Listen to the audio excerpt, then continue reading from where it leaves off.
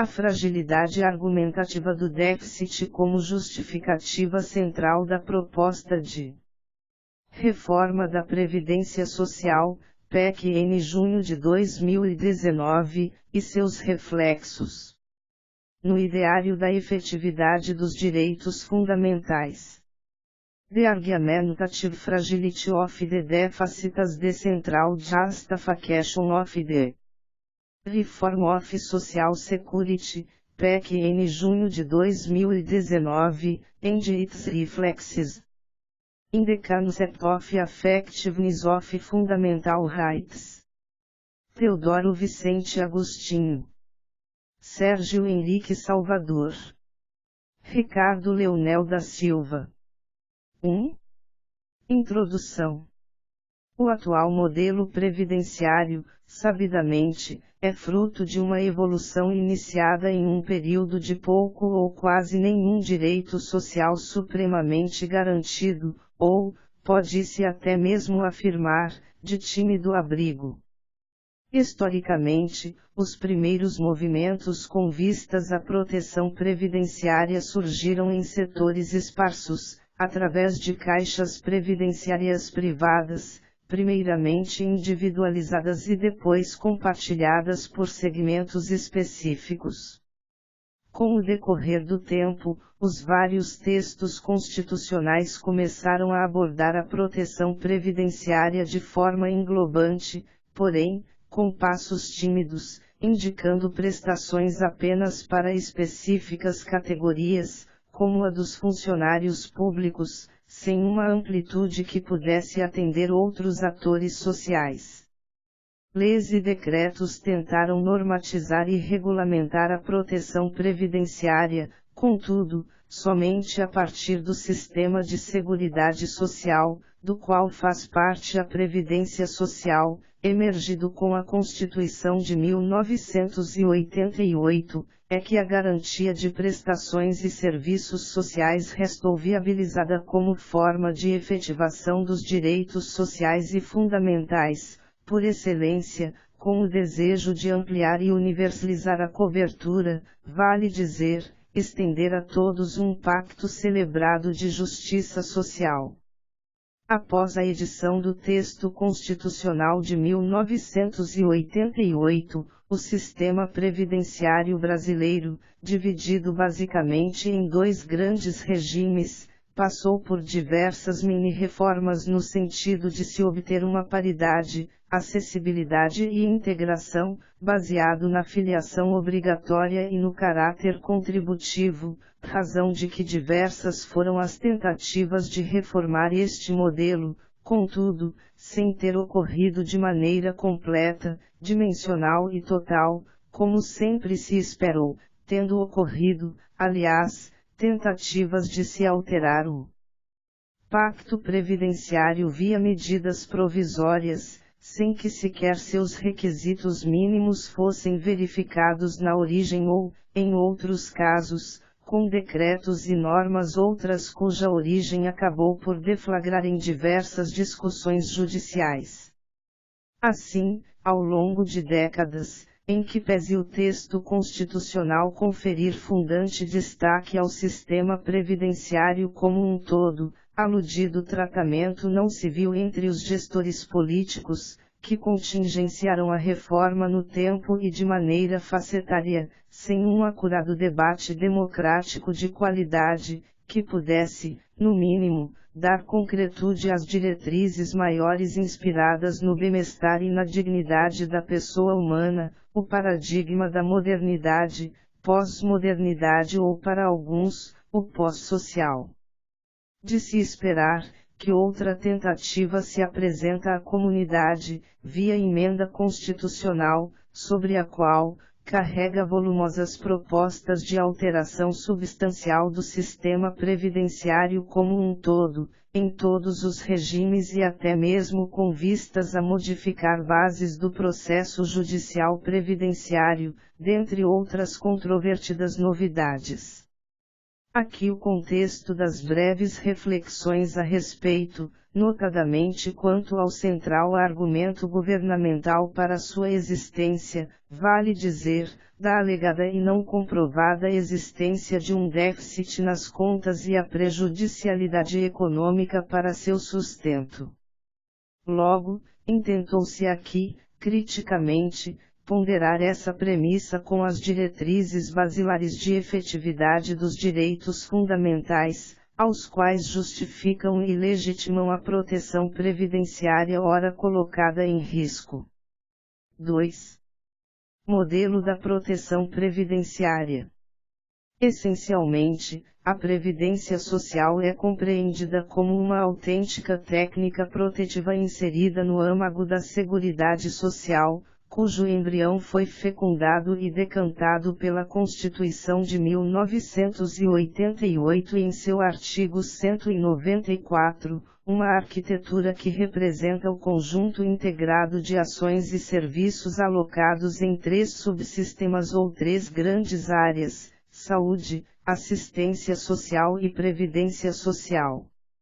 Estes subsistemas, independentes e sem hierarquia, integram um planejamento constitucional para a promoção do bem-estar social, possuindo características próprias e atribuições específicas de maneira a contemplar amplo abrigo aos assistidos, aos necessitados e aos segurados. Na saúde se observa uma importante técnica de proteção direcionada para todos, indistintamente e sem qualquer contrapartida, o que também ocorre ao subsistema da assistência social, que não requer contribuição alguma para seu alcance, apenas o cumprimento de alguns requisitos, diferentemente do que ocorre com a Previdência.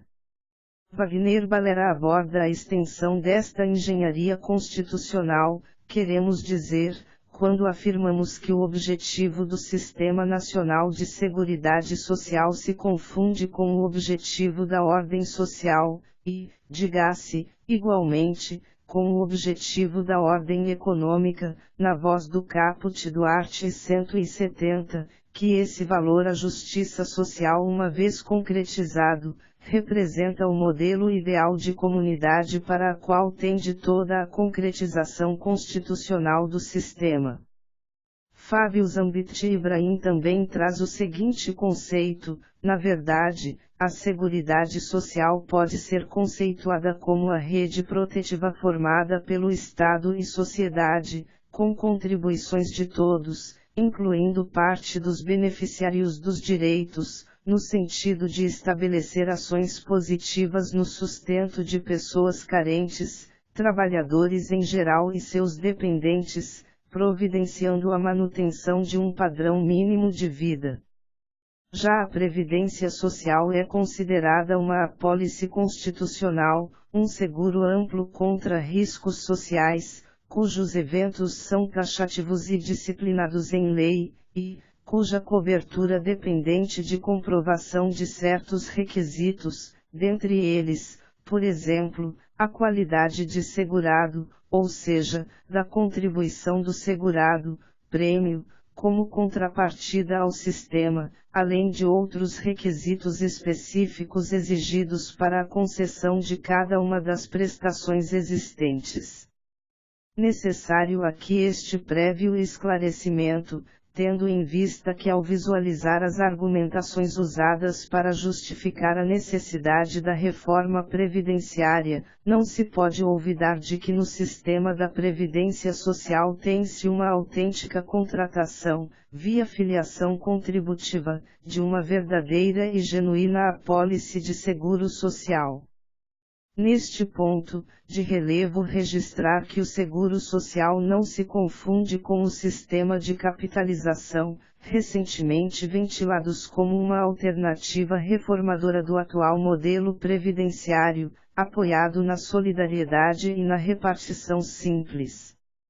Em linhas gerais, a capitalização representa uma segurança complementar, presente no sistema previdenciário brasileiro através da previdência privada, comercializada por instituições financeiras no modelo aberto ou por associações e entidades de classe no modelo fechado, disponível apenas para os integrantes dessas associações ou entidades. Pois bem, ocorre que este tipo de previdência se caracteriza por sua natureza suplementar e facultativa, enquanto o seguro social estabelece uma garantia constitucional aos beneficiários contra os riscos sociais, ou seja, essencialmente englobam os mesmos objetivos protetivos, contudo, por caminhos de financiamentos distintos, vale dizer, criou-se a previdência pública e privada, enquanto espécies do gênero previdenciário. Vladimir Novaes Martinez explica a previdência da seguinte maneira: é a técnica de proteção social que visa propiciar os meios indispensáveis à subsistência da pessoa humana quando esta não pode obtê-los ou não é socialmente desejável que os ofira pessoalmente através do trabalho, por motivo de maternidade, nascimento, incapacidade, invalidez, desemprego, prisão, idade avançada, tempo de serviço ou morte mediante contribuição compulsória distinta, proveniente da sociedade e de cada um dos participantes.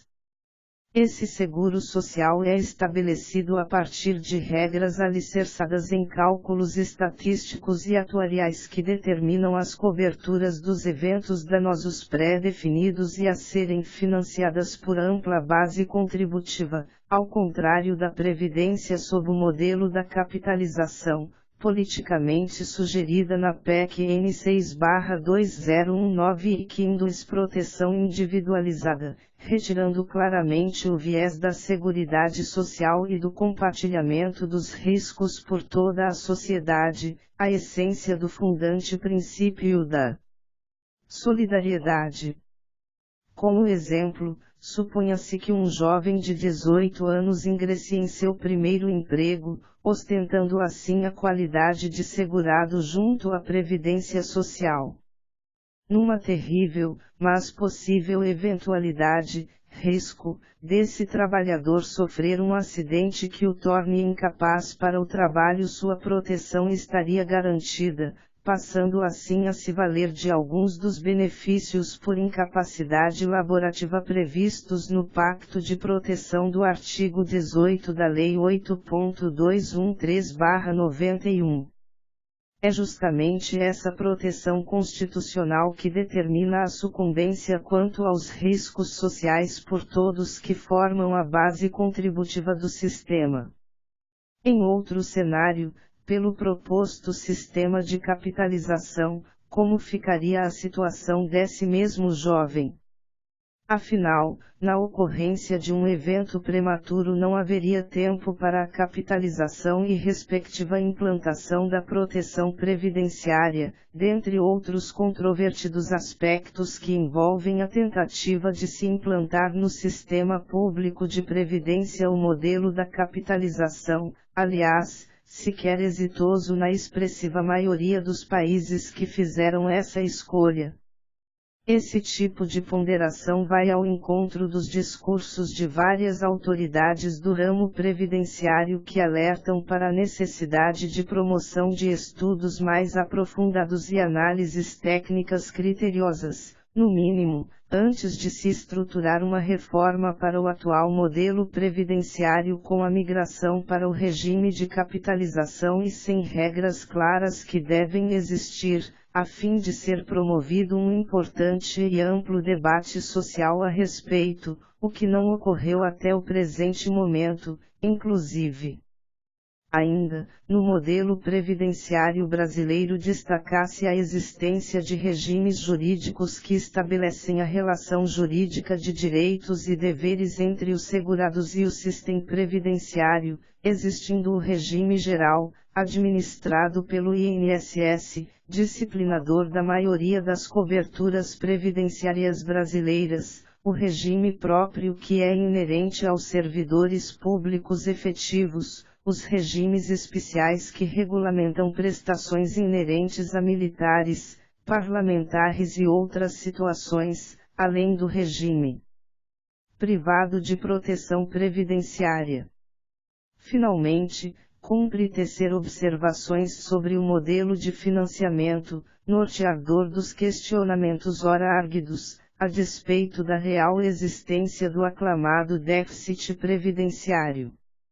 Neste sentido, a Magna Carta conferiu no artigo 195 que a Previdência Social será financiada por toda a sociedade mediante recursos provenientes dos orçamentos da União, Estados, Distrito Federal e dos municípios, além de contribuições sociais provenientes das atividades exercidas por empregadores, empresas e entidades a elas equiparadas, pelas atividades exercidas dos trabalhadores e segurados obrigatórios e facultativos, bem como contribuições incidentes sobre concursos de prognósticos, importação de bens e serviços ou a eles equiparados, destacando também o princípio da solidariedade que amolda a presente ordem jurídica constitucional, conforme a sua dicção normativa. Art. 195.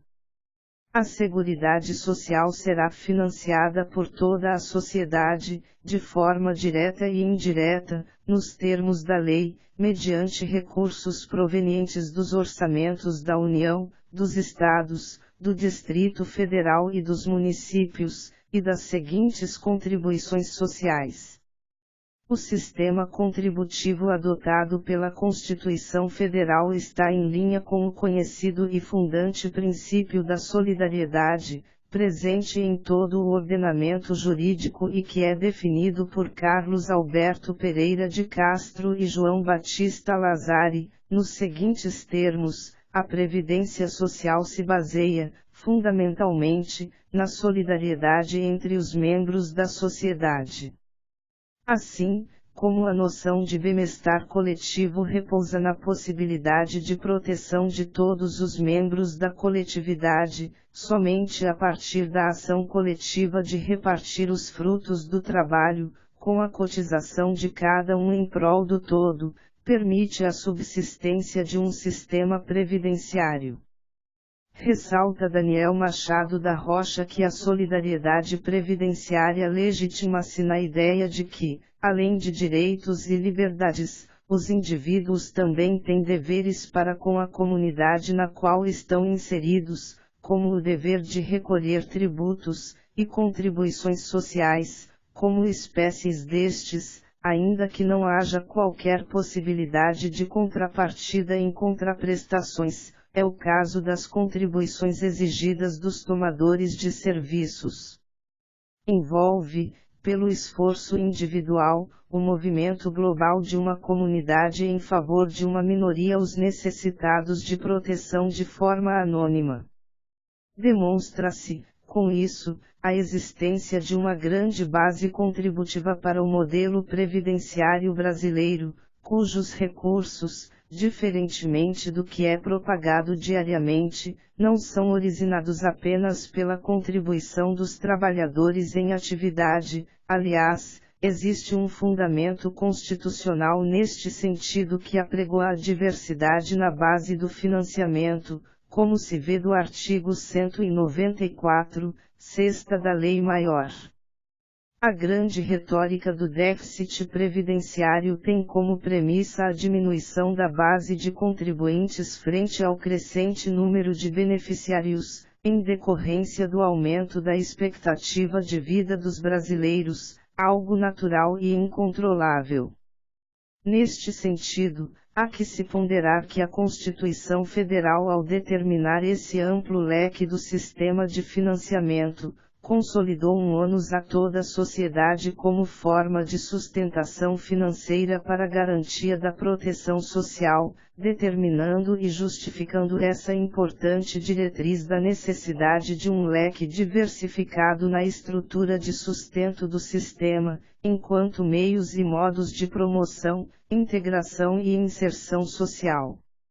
Assim, o prescrito por Miguel Horvath, os princípios representam a consciência jurídica da sociedade. tem a elevada missão de velar pelos valores eternos do homem. A Seguridade Social tem como objetivo básico manter a normalidade social, tendo como base o primado do trabalho, o bem-estar e a justiça social. Como reflexão, atente-se ao fato de que, além dos recursos originários dos orçamentos dos entes federativos, oriundos de tributos e outras receitas não vinculadas, as contribuições sociais que deveriam ser alocadas à Previdência Social são incidentes sobre toda a cadeia produtiva, com especial destaque para a contribuição sobre a folha de salários, receitas, faturamentos e lucros das empresas, resultando certamente em vultuosas cifras e que sequer são fidedignamente divulgadas como se espera. Com isso, resta evidente que toda a cadeia produtiva, assim dizendo, todo o PIB brasileiro, ocupante da 9ª posição no ranking mundial com 1.798,62 bilhões de dólares, financia diretamente nosso modelo previdenciário. Este contexto, aliás, uma incógnita suscitada por muitos juristas, técnicos, atuários e até mesmo pela renomada Associação Nacional dos Auditores Fiscais da Receita Federal do Brasil ANFIP. 3. Evolução constitucional e social. Sendo o objetivo central do presente artigo a análise da fragilidade argumentativa adotada para a reforma previdenciária ao unitário discurso do déficit, em contraponto à efetividade dos direitos fundamentais e os reflexos daí decorrentes, necessário se faz a contextualização da origem do sistema previdenciário brasileiro e a evolução social de inspiração constitucional, por breves marcos históricos. A Constituição Republicana de 1891 foi a primeira a inovar quanto à prestação de natureza previdenciária ao estabelecer a aposentadoria por invalidez aos trabalhadores do serviço público. Por sua vez, a Constituição de 1934 estabeleceu bases para o financiamento previdenciário, determinando o sistema tripartite em que trabalhadores, empresas e o poder público deveriam arcar com o custeio da Previdência. Porém, embora contemplado no texto constitucional, o tema previdenciário de forma tímida tinha tratamento esparso, carecendo de um regramento constitucional robusto que constituísse um sistema de seguridade alicerçado em valores de ampla proteção social. Com relação à sua evolução histórica, de início, a Previdência foi regulamentada especialmente por diversas leis e decretos, contudo, de forma setorizada, iniciando-se por proteções a apenas algumas categorias profissionais, através de sistemas de caixas de aposentadorias, frágeis e sujeitas a várias oscilações, restando por não conferir segurança, fator essencial a este instituto que visa exatamente proclamar proteção em momentos de desamparo. Em contrapartida, a evolução social permeada pelo primado do trabalho carecia de um sistema amplo e robusto capaz de assegurar condições mínimas de sobrevivência digna para situações de infortúnio, tal qual registra Wagner Valera. A Seguridade é sistema mais amplo de cobertura de contingências sociais destinado a todos os que se encontrem em estado de necessidade. Neste aspecto, somente a Constituição Federal de 1988 criou um amplo sistema protetivo de seguridade social englobando a saúde, a assistência social e a previdência social, como forma de um planejamento de abrigo e promoção do bem-estar social. Mais do que isso, o texto de 1988 determinou garantias quanto aos direitos sociais, considerados direitos fundamentais e, por isso, defendidos por muitos constitucionalistas como de caráter permanente, com vedação de seu retrocesso e também figurando no texto constitucional na qualidade de verdadeiras cláusulas pétreas, impondo proibição clara a qualquer emenda que tente abolir tais garantias, por seu caráter fundante, valorativo e enraizado na estrutura de um sistema constitucional e social. Por excelência, Serral Júnior assevera que, inicialmente, reconhecemos que a Previdência Social e todos os institutos que lhe são pertinentes, são direitos fundamentais. Diante dessa premissa, todos os valores e compreensões derivados da teoria geral dos direitos fundamentais aplicam-se às questões previdenciárias. Araújo e Nunes Júnior também acentua nesse cenário que, os direitos de caráter previdenciário são exemplos dessa categoria de direitos fundamentais. Também chamados de direitos de crença, pois trazem a esperança de uma participação ativa do Estado.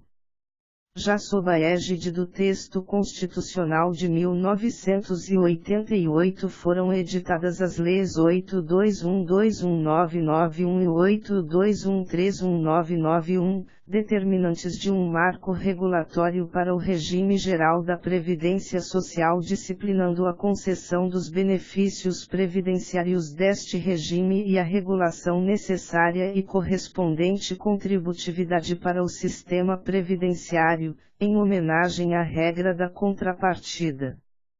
Esse regramento guarda estreita relação com a temática aqui abordada, uma vez que os benefícios concedidos pelo sistema previdenciário, obrigatoriamente, possuem fonte de custeio específica, previamente regulada, ou seja, a argumentação de que a necessidade de reforma do sistema previdenciário alardeada pelo déficit do sistema, antes de tudo, deveria passar por análise criteriosa das possíveis inflexões e improváveis distorções entre cada fonte de custeio e o respectivo benefício, com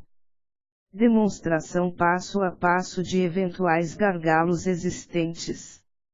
Além disso, a partir da promulgação da Constituição de 1988, diferentemente do que é divulgado, várias foram as emendas constitucionais ao texto maior que resultaram em mini-reformas previdenciárias, porém, que não resultaram em um enfrentamento completo e à altura do desejado, infelizmente.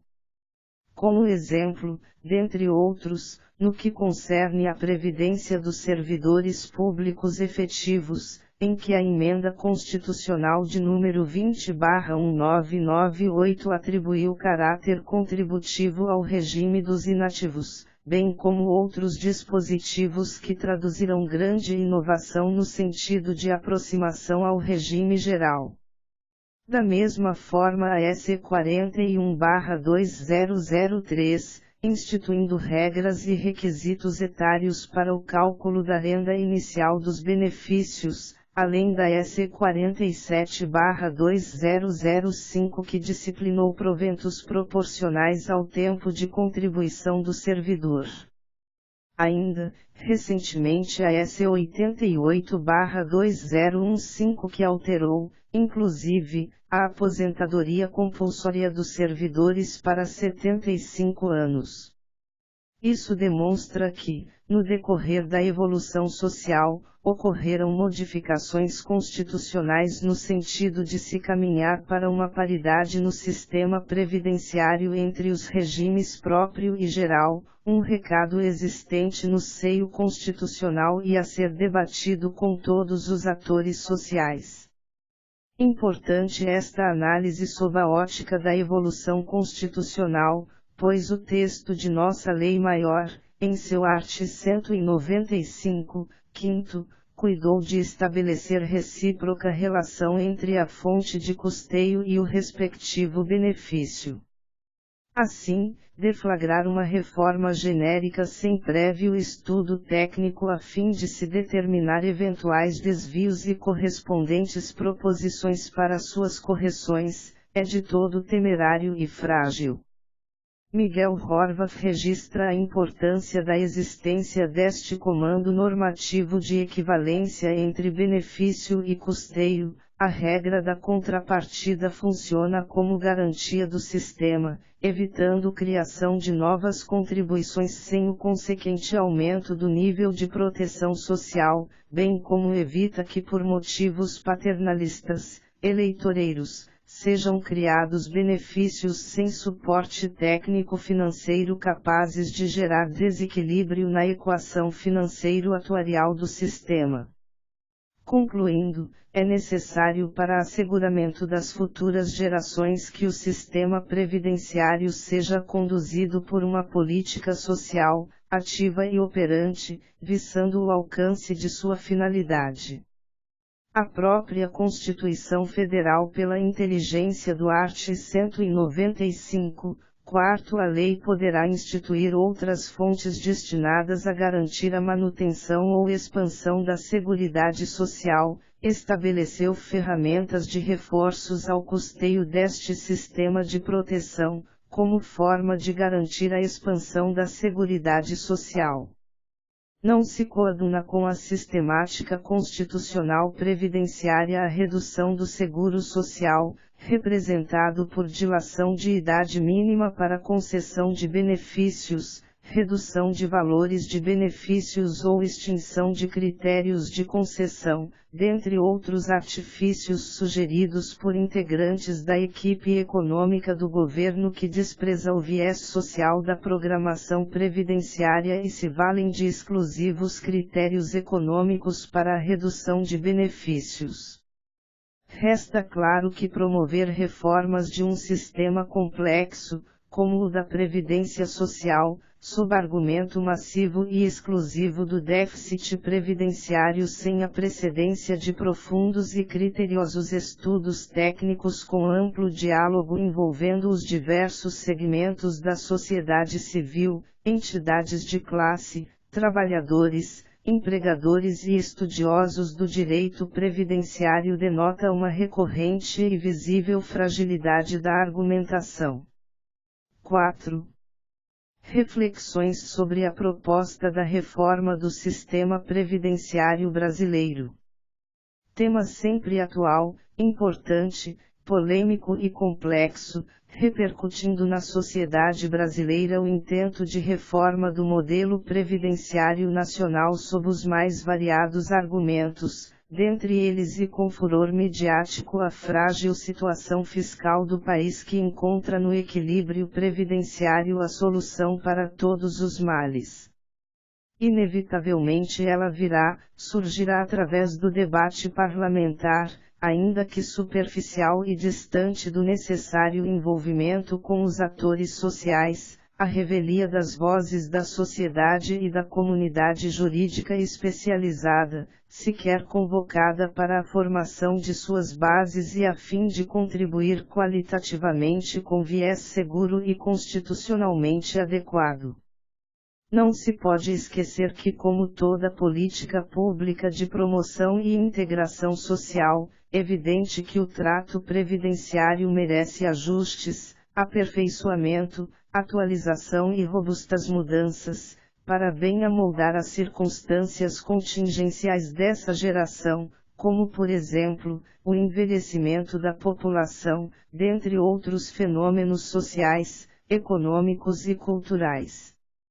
De outro lado, há quem defenda que sua arrecadação deficitária ano a ano abala sistemicamente as demais contas financeiras da gestão pública e compromete o exercício estatal, com riscos futuros das garantias de manutenção da proteção previdenciária, fazendo com que a reforma seja algo primordial e deve ocorrer, de imediato, custe o que custar, ganhando peso o central argumento do déficit das contas que ora se debate. Certamente, que a Previdência Nacional merece e aguarda uma reforma, uma atualização de suas bases e o necessário aprimoramento das regras para o aperfeiçoamento da proteção, estando aqui o sentimento maior eleito e escolhido pelos detentores do poder.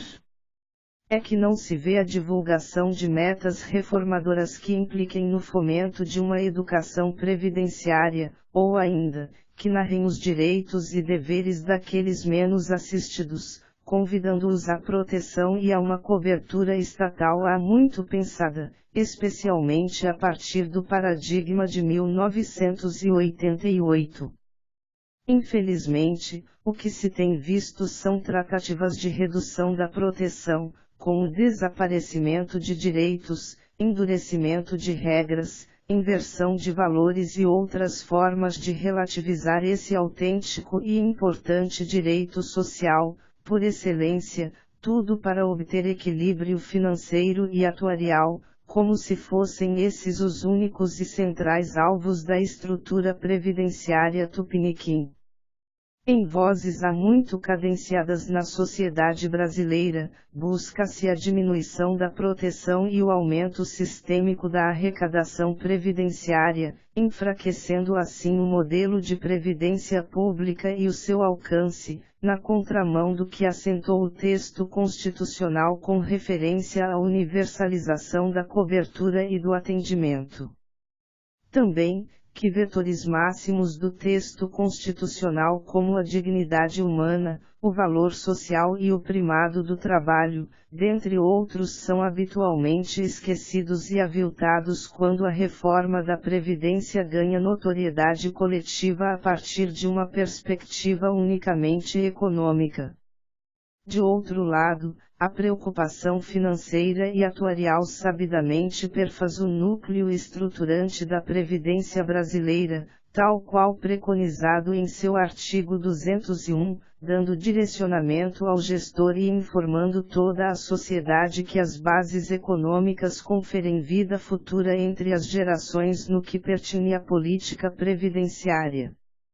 Acontece que usualmente essa premissa ganha papel de destaque e se coloca como o ponto central do debate, afastando a natureza social que perfaz qualquer modelo previdenciário dos mais variados países que escolheram o constitucionalismo do bem-estar como diretriz fundante.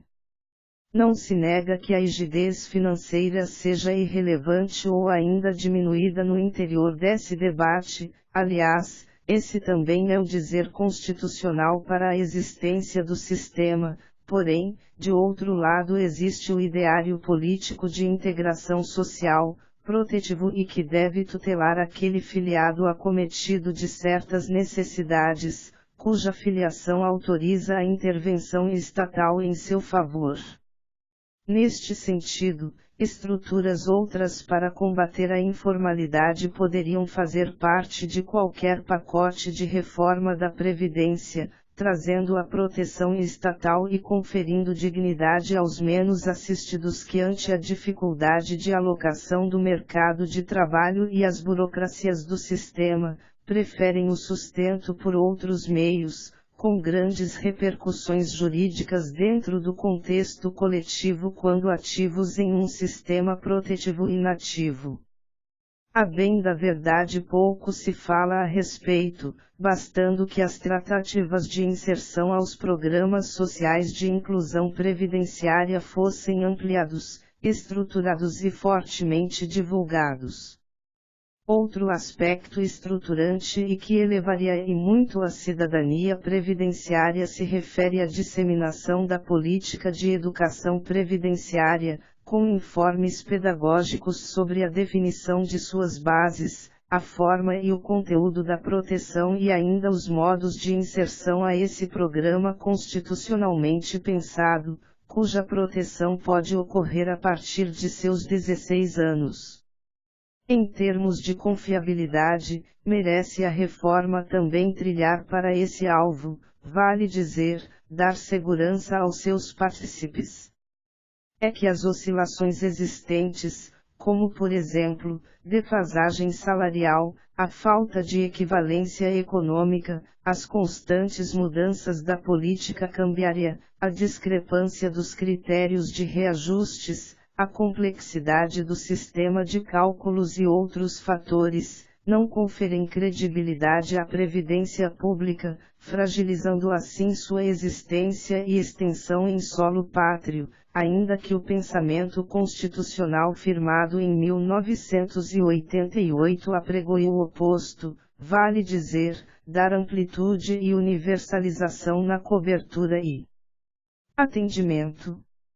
Há também, nesta seara, sob o mesmo argumento da rigidez financeira, a sua ausência, ou, de outro modo, a falta de clareza das informações a respeito, como será oportunamente aqui explorado.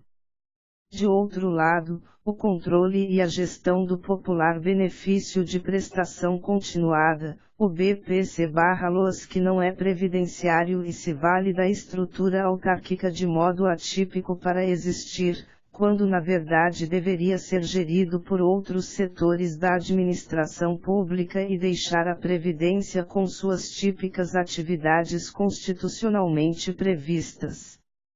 Como aqui demonstrado, não basta endurecer as regras de acesso ou ainda excluir direitos para que as bases da Previdência continuem rígidas com o tempo, não sendo o trajeto mais justo e esperado por todos. De novo, em outro exemplo, importante destacar a possibilidade de ações de cobrança e ações regressivas diversas para recuperação de crédito previdenciário, realizando um papel educativo, preventivo, fiscalizador, como o que acontece diariamente nas situações em que a contribuição previdenciária descontada do empregado são apropriadas pelo empregador e essa esperada cobrança nunca ocorre, seja pelo caminho administrativo, ou pelo viés judicial, preferindo a autarquia transferir tal encargo ao beneficiário, sabidamente hipossuficiente, que deverá comprovar o salário de contribuição e assim revisar a renda mensal de seu benefício. Deveria a proposta de reforma primar pela qualidade, pela disseminação das informações de acesso, da educação e da política previdenciária, a fim de conferir cidadania e impactar a sociedade de maneira substancial com uma cultura que ao mesmo tempo confira direitos e igualmente promova sensibilidade e solidariedade quanto aos deveres. Sobre a necessidade de fomento da cultura previdenciária, Gustavo Krause escreveu: a cultura previdenciária vai além da cultura financeira. Passa pela proteção pessoal e das famílias. É um movimento cultural que leva décadas, e que deveria começar ainda na escola. Na Europa, por exemplo, a previdência é compulsória. Finalmente, olhar em direção ao futuro significa compreender que as nações progridem porque trabalham muito, estudam muito, poupam e investem muito, significa reconhecer, na expressão de Eduardo Gianetti, o valor do amanhã, que é superar o dilema de por mais vida nos nossos anos ou mais anos nas nossas vidas. E aqui se estaria realizando a verdadeira e genuína reforma, de qualidade, inclusiva, integrativa, justa, equilibrada e universalizada. 5. A controvertida premissa do déficit das contas previdenciárias. Como defendido, o sistema previdenciário merece e requer ajustes, alterações, reformulações, aperfeiçoamento e evolução, sem desnaturar a essência maior que o reveste e justifica a necessidade de um debate exaustivo, ainda que prolongado, mas necessário para a construção e viabilização de um sentimento maior que está bem acima de quaisquer ingerências políticas, dogmáticas e efusivamente econômicas. Neste aspecto, a razão da indagação que ora se apresenta sobre a real destinação do desejo reformador, se ao interesse econômico somente, ou, ao encontro dos anseios legítimos dos trabalhadores, detentores estes e destinatários de todo o poder estatal, registrando que o sistema previdenciário também é uma expressão destacada do postulado da dignidade da pessoa humana e que não pode ser somente premissa abstrata e distante de viabilização prática.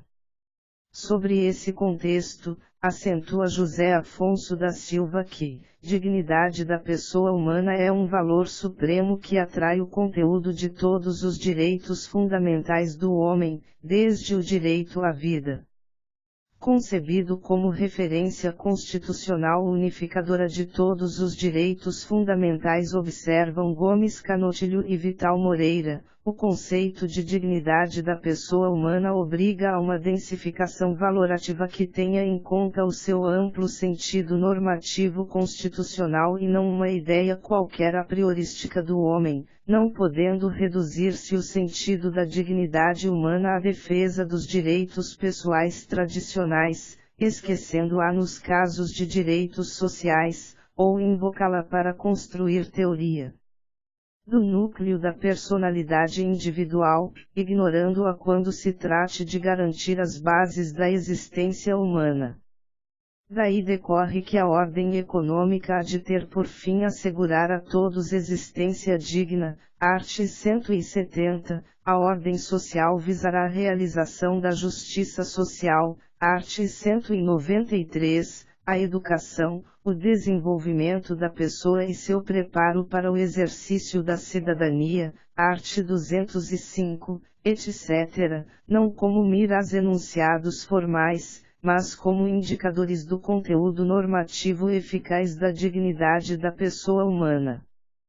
Paulo Bonavides acentua o aspecto diretivo e nuclear que limita e conduz o ordenamento jurídico inserido no constitucionalismo e apoiado no bem-estar, sem os quais o sistema da Seguridade Social não se justifica. Nenhum princípio é mais valioso para compendiar a unidade material da Constituição que o princípio da dignidade da pessoa humana.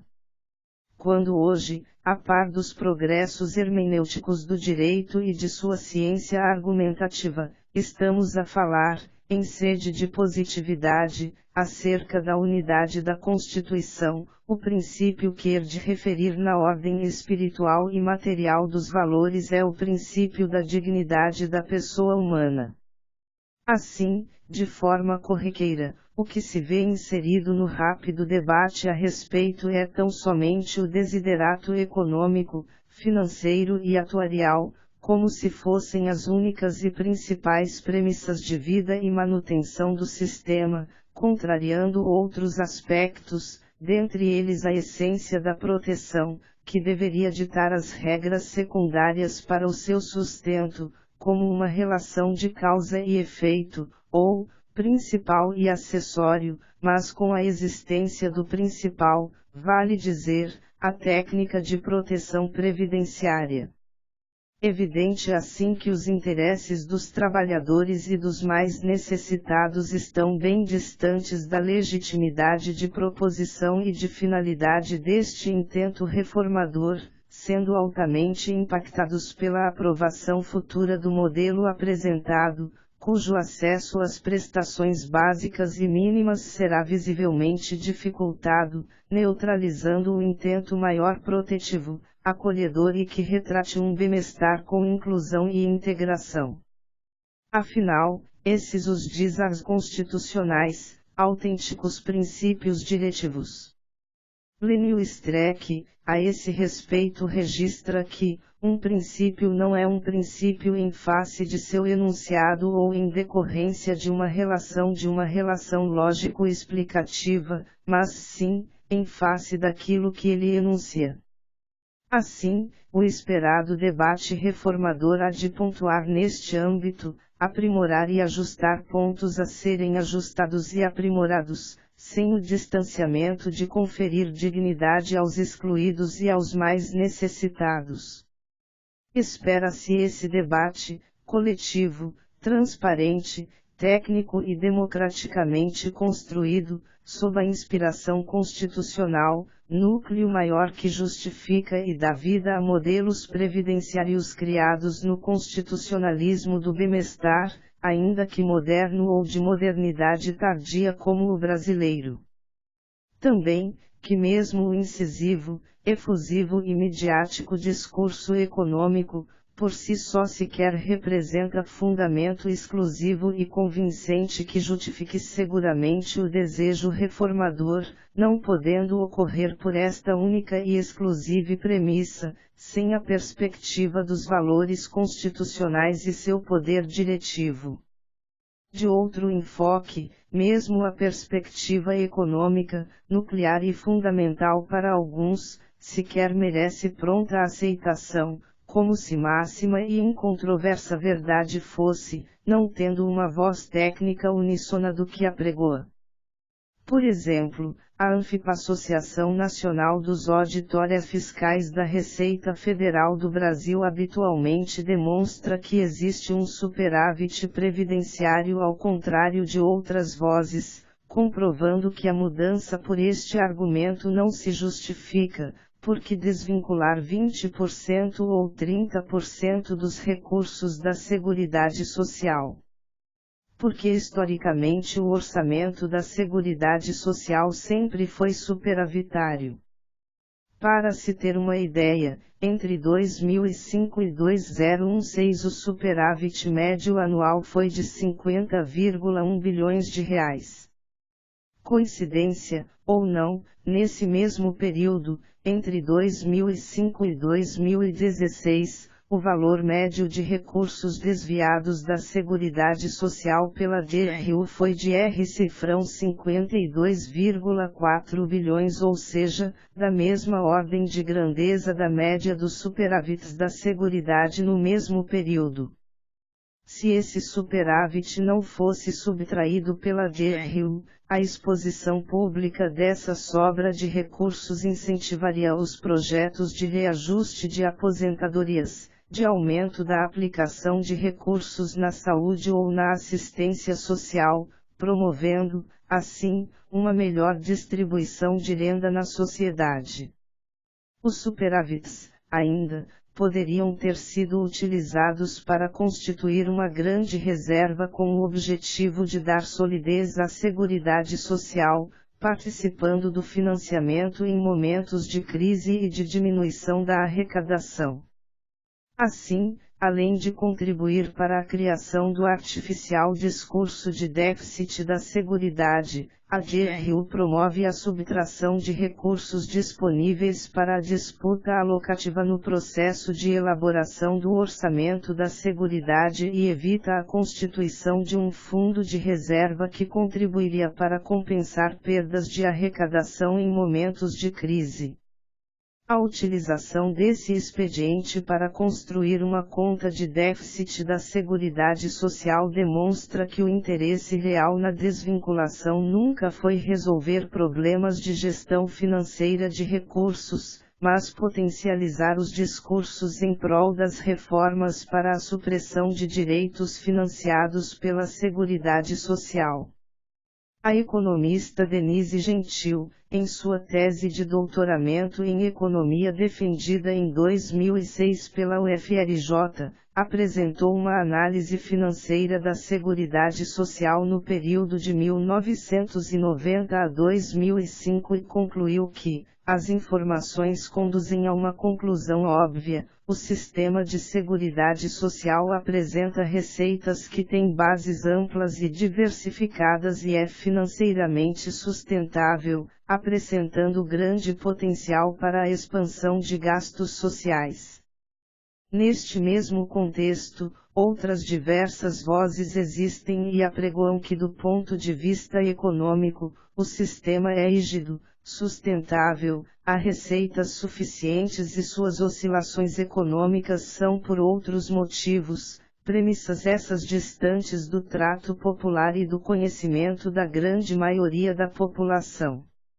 Lado outro, sabido que habitualmente têm ocorrido diversas renúncias fiscais, anistias, refinanciamentos, isenções, Enfim, a política governamental há anos abre mão de valiosas receitas que, se alocadas tal qual previstas no texto constitucional, da maneira correta e programada, certamente contribuiria e muito para um aprimoramento das pilastras previdenciárias. É o que comprovaram os economistas Eduardo Moreira, Eduardo Fagnani e Paulo Cliais. A reforma proposta, ao tornar para uma parcela relevante da população quase inviável perspectiva de se aposentar, desestimula as relações formais de trabalho, fazendo com que menos impostos e contribuições sejam arrecadados pelo governo, alimentando assim o déficit das contas públicas e jogando o país num ciclo vicioso que tende somente a crescer com o tempo. Apenas em 2017 o valor total das renunciais fiscais do governo federal beirou os 300 bilhões de reais.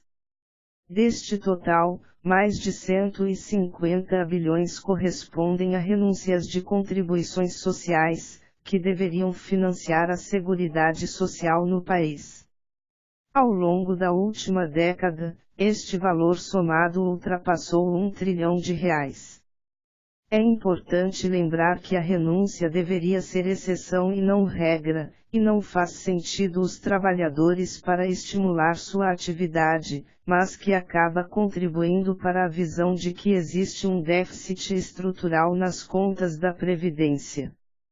Outro relevante e importante estudo técnico também testifica esses apontamentos, considerando, pois, o que reza a CF 88, não faz sentido falar em déficit, porque existem fontes de recursos constitucionalmente asseguradas no orçamento da Seguridade Social para financiar a Previdência. O suposto rombo 85,8 bilhões de reais apurado pelo governo em 2015, poderia ter sido coberto com parte dos 202 bilhões de reais arrecadados pela COFINS, dos 61 bilhões de reais arrecadados pela CSLL e dos 53 bilhões de reais arrecadados pelo PIS/PASEP. Haveria ainda os 63 bilhões de reais capturados da Seguridade pela GRU e os 157 bilhões de reais de desonerações e renúncias de receitas pertencentes ao orçamento da Seguridade Social. Explorando as razões, no tempo, sobre o mau uso do orçamento existente e específico ao sistema de seguridade, constitucionalmente pensado, Diego Cheruli registrou que, o sistema de seguridade social brasileiro foi perfeitamente desenhado e deveria ser um dos mais seguros do mundo, mas as tantas intervenções políticas em prol de interesses desnaturaram sua essência e destruíram sua segurança, levando ao caos atual. Se o sistema está em colapso e em déficit é por culpa exclusiva da maliciosa política na administração dos recursos. Portanto, tudo o que se arrecada pelas contribuições sociais previstas no art. 195 e não somente da folha deve ser gasto, solidariamente, nas políticas de previdência, RGPS, assistência e saúde, sendo o resultado superavitário, conforme estudos apontam, depositado e acumulado no fundo específico criado pelo art. 250 da CEF. Se esta política estivesse sendo cumprida, o referido fundo teria verbas suficientes para amplo investimento em 3 pilares, auxiliando em momento de crise e de baixa arrecadação, conferindo segurança ao sistema e transferindo à sociedade a confiança necessária ao investimento e formalização do trabalho. Assim, os desvios perpetrados existem há muito, infelizmente, não sendo justificado a reforma por este prisma, tendo em vista que a proteção previdenciária restou pensada pelo legislador maior em um sistema de integração, inserção e distribuição, com a participação de todos os atores sociais, conferindo dignidade aos mais necessitados, excluídos e de baixo acesso, buscando concretizar aos trabalhadores e seus dependentes a fruição de um pacto de benefícios para os quais também contribuíram. 6. A fragilidade argumentativa e a neutralidade da cobertura previdenciária. Transpassado esse amplo debate acerca da alocação da proteção previdenciária em solo pátrio, além de reflexões no tocante ao desejo reformador e as problemáticas daí decorrentes, necessário explorar o esvaziamento argumentativo que tenta escorar a viabilidade do debate.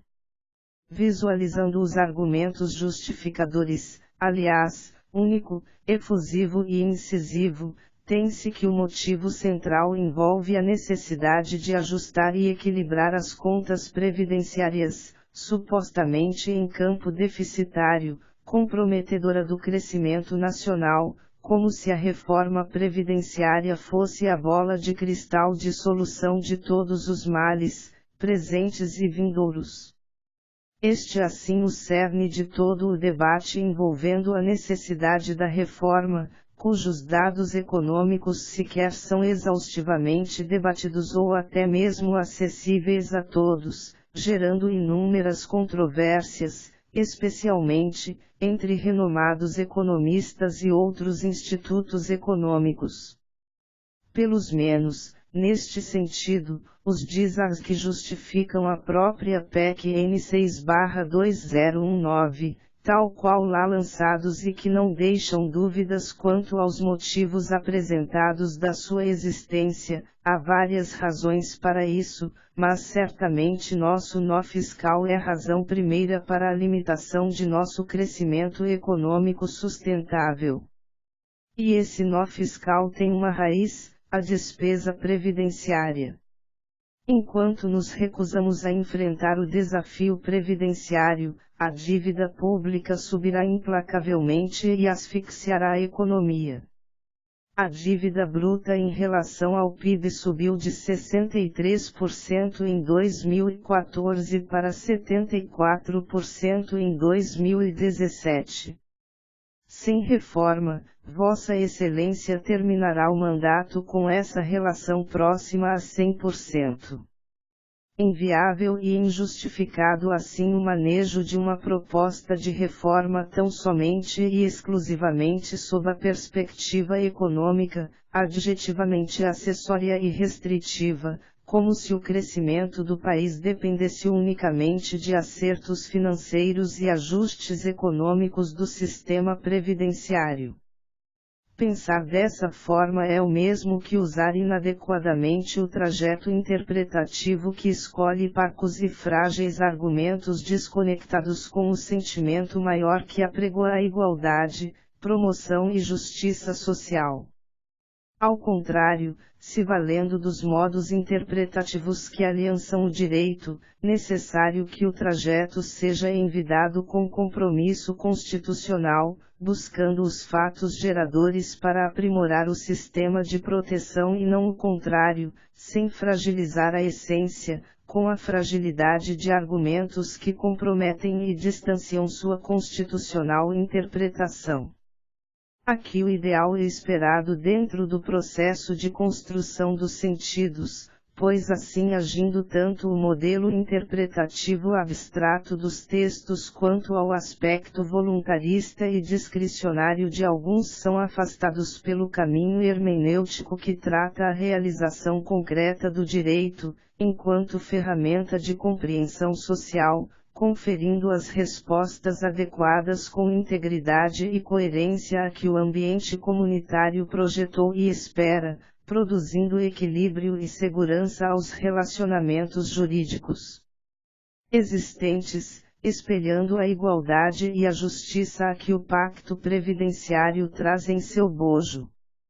Lado outro, essa realidade encontrou novo horizonte a partir da onda constitucional que revolucionou também as bases interpretativas para uma correta argumentação jurídica a contar da inserção dos direitos fundamentais no âmago da positivação constitucional e daí decorrendo variados aspectos a respeito, seja quanto à legitimidade, seja quanto à validade da norma, a fim de serem usadas para a busca interpretativa, mas com piso sólido e com os corretos argumentos na sintonia com os anseios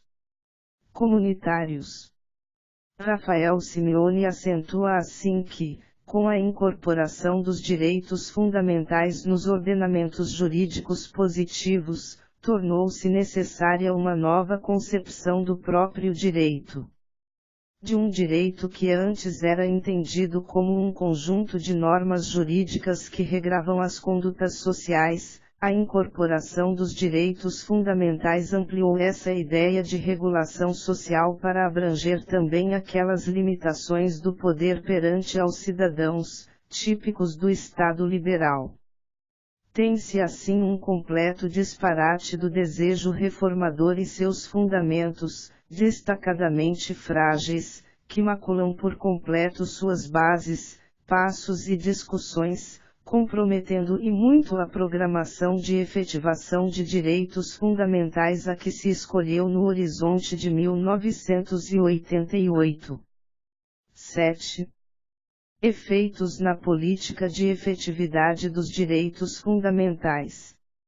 A Constituição de 1988, seguindo tendência do constitucionalismo moderno e do viés adotado pelas constituições mexicana de 1917 e de Weimar de 1919, primou pela efetivação dos direitos e garantias fundamentais, consubstanciados na dignidade da pessoa humana e no estado de bem-estar social, centralmente, sendo uma construção normativa de peso que procurou inserir sem seu bojo os destaques do bem-estar, justiça social e outros valores fundantes da República.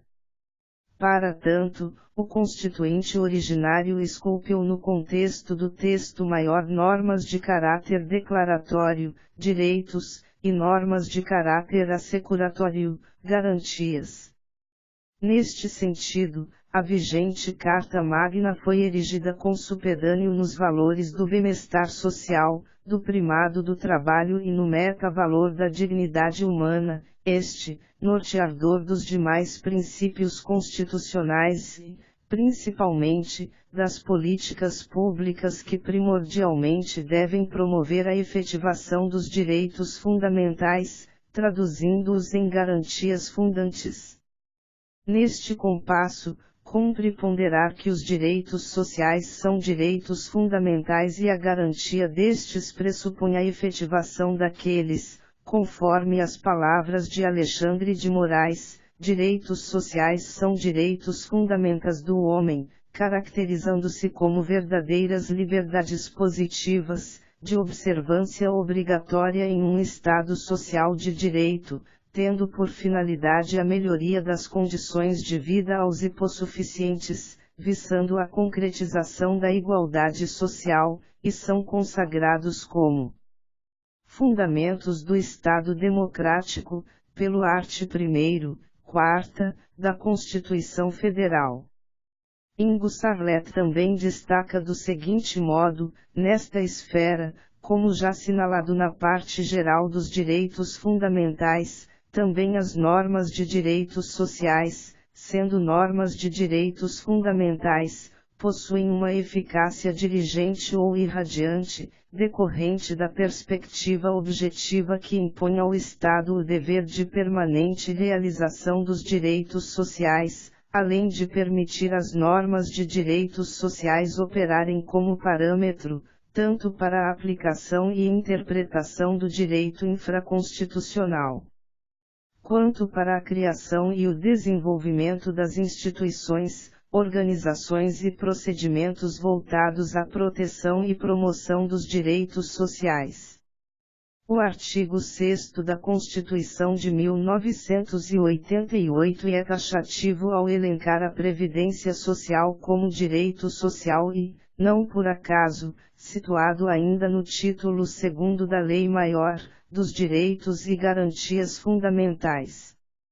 Essa abordagem é de suma importância quando da análise da fragilidade argumentativa para o desejo reformador, se valendo como pano de fundo apenas o improvável déficit previdenciário, pois, frisa-se que existe uma vedação pelo Constituinte originário, explicitamente no artigo 60, quarta da Constituição Federal de 1988 de qualquer modificação do texto constitucional com tendência a abolir direitos e garantias individuais e, neste contexto, inclusos os direitos sociais.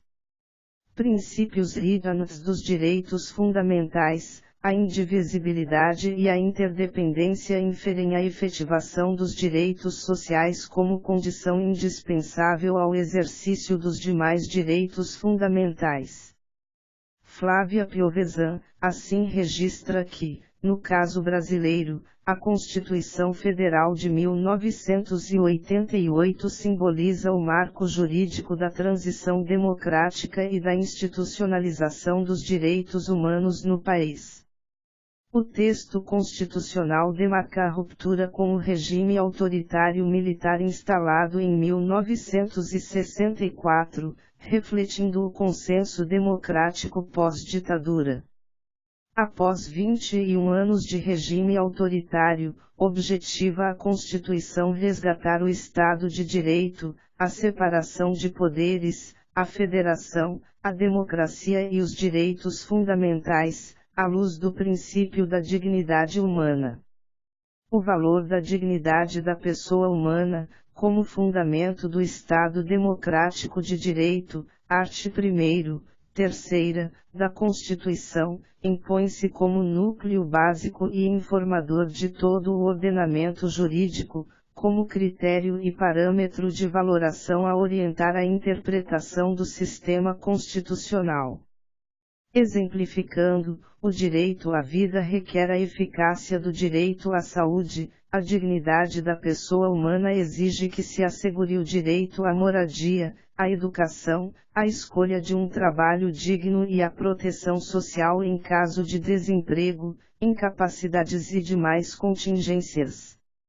Nesse diapasão, a Previdência Social elencada taxativamente pelo texto constitucional como direito social, cumprindo papel sine qua non na política de efetividade dos direitos fundamentais. Sendo assim, as conquistas sociais, vale dizer, a proteção social garantidora do bem-estar social, do trabalho e em última ratio da dignidade da pessoa humana restam impossibilitados de retrocesso. Como exemplo de efetivação dos direitos fundamentais na ordem previdenciária temos a proteção do rurícola, que não bastasse seu meio de labor agressivo, degradante e em muitos casos até mesmo periculoso, também em grande parte são penalizados por contratações às margens das leis trabalhistas, com salários aviltantes e expostos nas mais diversas intempéries no exercício do trabalho. Nesta toada, a aposentadoria rural, conquista árdua desta classe de trabalhadores e em flagrante risco de retrocesso pelas propostas de reforma da Previdência até então apresentadas, representa a possibilidade de afronta ao princípio da vedação ao retrocesso em total contrariedade à efetivação dos direitos fundamentais desta categoria. Também, as propostas de reforma se mostram maléficas quanto aos novos requisitos para concessão do benefício assistencial de prestação continuada, LOAS, também quanto aos novos requisitos etários para aposentadorias especiais de trabalhadores expostos em ambientes agressivos e periculosos, dentre outras modificações ventiladas pela proposta aqui debatida, em flagrante retrocesso às conquistas sociais, fruto de reivindicações pleiteadas ao longo de muitas décadas. Diante dessa exposição, cumpre destacar que uma reforma previdenciária cunhada sob argumentos puramente econômicos e em razão de critérios políticos deflagrados em função de repercussões eleitorais, caracterizam a possibilidade de materialização de um grande prejuízo social e da supressão de garantias fundamentais, não sonhados e indesejados por todos. 8. Conclusões. O modelo previdenciário brasileiro, sem qualquer dúvida, requer ajustes ou mesmo de uma reforma abrangente no sentido de eliminação de desigualdades, consolidando a isonomia previdenciária para os dois principais regimes, geral e próprio, incluindo também o regime especial dos militares, em obediência ao princípio constitucional da isonomia. Entretanto, esse desejo reformador deve se pautar por parâmetros exclusivamente técnicos com vistas às experiências de outros modelos previdenciários internacionais e, sobretudo, considerando a efetivação dos direitos sociais garantidos pela Constituição Federal, sob a inspiração do bem-estar e da justiça social. O Estado Social, fundamento de nossa Constituição, deve ser a prioridade de todos, governantes e governados e, dentro desta prioridade, necessários são os esforços no sentido de viabilizar uma segurança social representada pela Previdência, de forma justa, isonômica e eficaz. Todavia, o argumento central utilizado de um suposto déficit previdenciário, puramente de ordem econômica, não tem, per si, o condão de determinar a supressão de direitos e garantias dos segurados, sem que antes haja um estudo aprofundado envolvendo os diversos setores da sociedade, juristas e estudiosos da Previdência. A reforma previdenciária não pode ser ato unilateral do governo ou fruto de negociação política com o legislativo e direitos e garantias sociais, portanto, fundamentais não podem ser transigidos pelos representantes do povo e sim efetivados sob o prisma da igualdade, da preservação do estado de bem-estar social e sobretudo da dignidade da pessoa humana, distantes dos frágeis argumentos dogmáticos que não possuem legitimidade alguma ao debate proposto em que os protegidos deveriam fixar todos os passos desta relevante trajetória.